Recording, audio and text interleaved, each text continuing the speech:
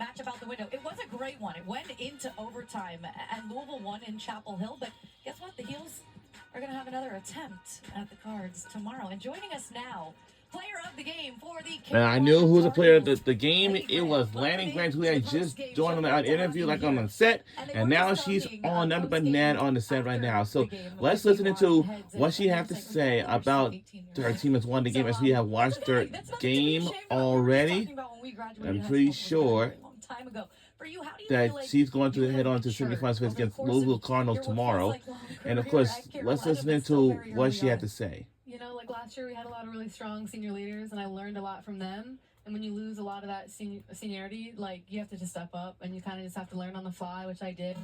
I have great seniors this year, and the coaches put a lot of trust into me. But, you know, just trust the preparation. Yeah.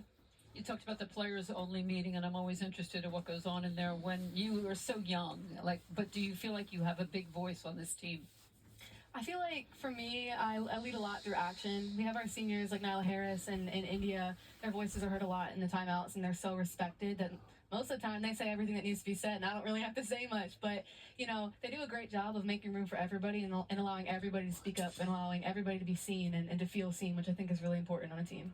Lainey, you guys have been so fun to watch. 13-1 over your last 14. You're one of the hottest teams in the country. And personally, I've been loving how you're shooting the free ball. Okay, you guys have been lights out, 38% from three during that stretch. You and Arnie Solo have been on fire. What has gone into that ability to? You've already been one of the better three-point shooting teams in the country, but it feels like lately you've turned it up.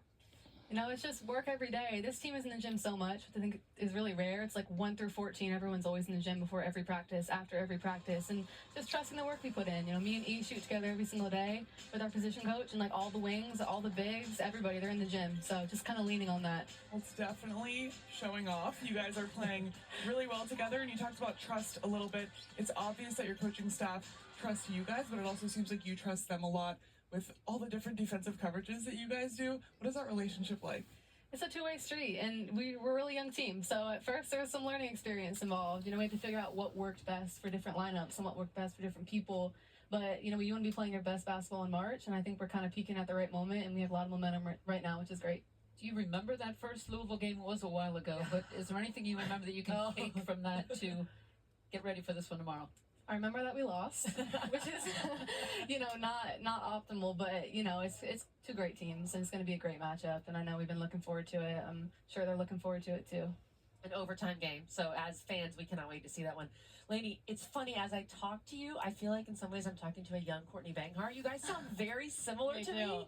Tell me more about your relationship with Coach. It's great. You know, I committed to North Carolina as a freshman in high school. Wow. So I've known her for a really long time, and she's turned into someone that I really look up to and I trust, and she trusts me, and she pours that into me. So there's never a moment where I doubt myself or I doubt my abilities, which is great. But, you know, she's a great coach, so. I know you said you wouldn't be the player you are right now without Courtney Banghart. Before we let you go, the best piece of advice she's given you, or the one-liner that sticks with you today when it comes to Coach Banghart? Ooh, there's so many. You don't have to do an impression that could potentially get you in trouble, but you could if you really wanted to. You know, I would just, before every single game, like, we break it down and we say hammer. And I don't really know where that came from, like, and we always just kind of laugh and we're like, drop the hammer. But, you know, she has a lot of great one-liners, but y'all put me on the spot, so. That counts. That works. That's unique. That works. I like it. All right, we're going to end this interview by saying 1, 2, 3, hammer. Are we allowed to steal that from you guys? Let's do it. At least for tonight. Lainey, thank you so much. Good luck tomorrow in the semifinals. Thank you. 30th semifinal appearance, most in ACC history for North Carolina. All right, let's show you exactly how this one went down between Carolina and